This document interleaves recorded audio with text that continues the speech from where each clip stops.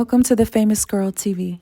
Today I just wanted to give a little update on the Tony Buzbee versus Jay-Z situation. There is a major update in the case. So the last time I talked about this, I definitely spoke about how Jane Doe, who is the alleged SA victim who alleged that Jay-Z and Sean Combs took turns assaulting her when she was 13 back in 2001.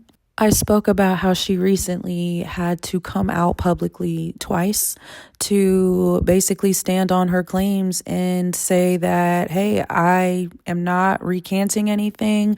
I stand by my claims 100%. Remember, Jay-Z's attorney, Alex Spiro, had come out to the media and accused Jane Doe of lying and fabricating all of her claims against him because she had dismissed the case with prejudice. But later on, we found out that the reason why she had dismissed the case with prejudice was because her lawyers and Jay-Z's lawyers actually had come to a mutual agreement. And I posted proof of that in my last video talking about this. You know, there was all this confusion about whether or not Jane Doe had actually retracted her claims because remember, Alex Spiro had come out 2 different times. He came out in the original defamation lawsuit that was filed by Jay-Z against Jane Doe, and he had quoted Jane Doe saying that she allegedly took back her claims. Then Jane Doe was like, no, I didn't. Then boom, Alex Spiro popped out on Good Morning America and was like, hey, we have audio recording of Jane Doe being questioned by a private investigator, and in the recording she's admitting that her attorney Tony Buzbee coerced her into including Jay-Z in her lawsuit against Diddy to get more money. Then shortly after that, Jane Doe came back and she was like, I did not say that. I did not recant anything. And this time, when she asserted that declaration was actually signed by her and by her lawyer, I believe. So here you have Jay-Z and his lawyers pretty much saying, hey, Jane Doe recanted everything. And then both times that happens, Jane Doe came back and disputed it and said, no, that's not true. Remember, both Tony Buzbee and Jane Doe had made claims that they were being targeted and harassed as a result of this lawsuit filing. I remember Jane Doe recently made a claim and said that she was actually terrified of Jay-Z. Her lawyer, Tony Buzbee, also made mention that people were harassing his family members, his former clients, and his employees at his law firm. He even said that they had been offering his former clients up to $10,000 to sue Buzbee. And remember, in the agreement between Jay-Z's lawyers and Jane Doe's lawyers made mention that, hey, part of our agreement to drop this lawsuit is there will be no more harassment, no more reaching out to clients, no more any of that. But then they noted this isn't to acknowledge that you guys actually did these things, but this is just to ensure that it doesn't happen moving forward. And I actually clocked that and I said the only reason why they would put something like that in there is if that type of thing was actually going on up until that point. Because why would her lawyers put that in there if there was no harassment at all? Why would they even feel the need to even add that? Come on. So now let's talk about what new information just came out a few days ago. One of the men that Tony Buzbee accused of stalking and harassing him has been arrested. On Friday evening, there were reports that he was wanted by local police, and then literally by Saturday, I had seen reports that he was already in police custody. Let me read the article. A Bryan, Texas man is accused of stalking prominent Houston attorney, Tony Buzbee, and harassing his wife and law firm, according to charging documents. Brian Shoneman, 51, has been charged with stalking after reportedly making repeated contact with the Buzbee family and firm. Records show that Shoneman made multiple phone calls to the firm, at one point threatening to bring down the 73rd floor where the firm is located. Buzbee and his staff stated that they fear for their lives due to the ongoing harassment.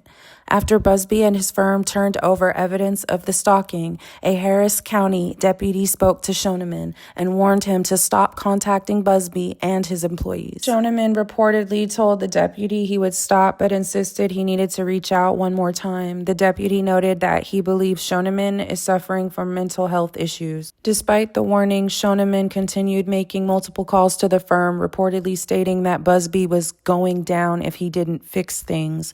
He also threatened that if Buzbee failed to act, all of Texas will go, and he would walk away. Shoneman allegedly sent photos of Buzbee's family dog and home, along with videos of himself cursing at Buzbee. He even emailed Buzbee's wife's personal account, according to court documents. The Harris County District Attorney's Office has accepted stalking charges, and Shoneman is now wanted by law enforcement. And like I said earlier, Shoneman has since been arrested. Now, there's court tomorrow for Jay-Z's defamation case against Tony Buzbee and Jane Doe. So now I'm very curious to see how Judge Epstein is going to respond after all of these claims of stalking and harassment and now an arrest. Because remember, it was reported that Judge Epstein tentatively ruled that Jay-Z's extortion claims be axed. So apparently the reason why the judge ruled tentatively was because Jay-Z's lawyers claimed that they had some sort of new evidence that would basically make the extortion claims stand. So I have some tweets here from Rachel Scarf, who reported on what was discussed during the last court hearing in Santa Monica. On February 25th, she reported a judge has a tentative ruling that would axe Jay-Z's extortion claims against Tony Buzbee, but keep alive some defamation allegations stemming from the Diddy debacle. Jay-Z's attorneys say they have new evidence from a PI that should change the court's mind. Her next tweet says, Quinn Emanuel's Bobby Schwartz says he just learned of a PI who knows Buzbee sent Jay-Z the demand letter in bad faith. Samuel Moniz of Shepherd Mullen calls this an ambush.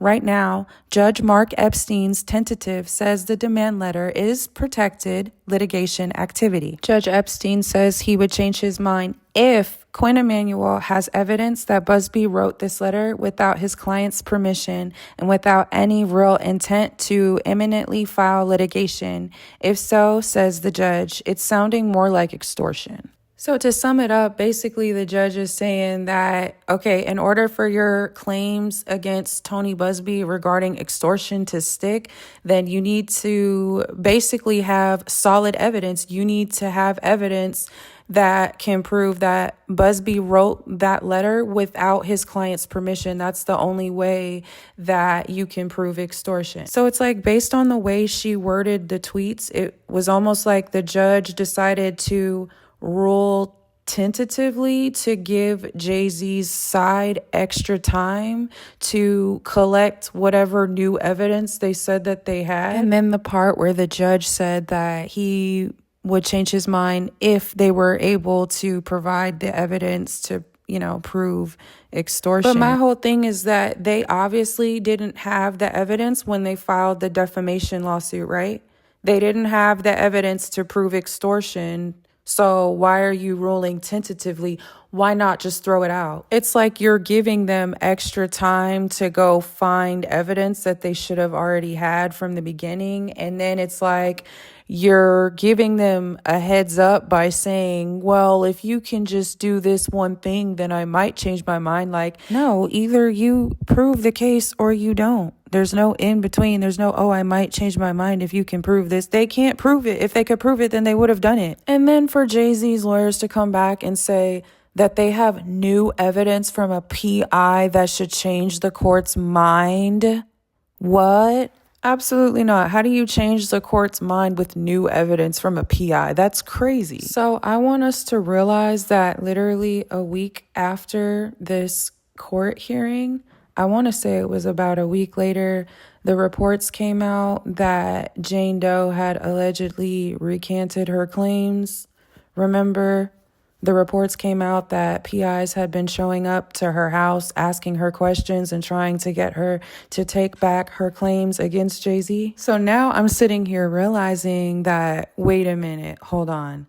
The new evidence that Jay-Z's lawyers claimed that they had from a PI that would change the court's mind, that new evidence was the alleged recording of Jane Doe's voice retracting those claims. That's what that evidence was. Yeah, the evidence that Jane Doe herself has since refuted along with lawyer Tony Buzbee. So honestly, I'm just really interested to see how this court hearing is going to go on Wednesday. And I'm also really interested to see any updates or developments that come from this arrest of Brian Shoneman, who has been stalking and threatening and harassing Tony Buzbee and his wife and his family. Anyways, that's all I have on this situation for now. We'll keep an eye on this case and see what developments come from this. But until next time, thanks. Bye.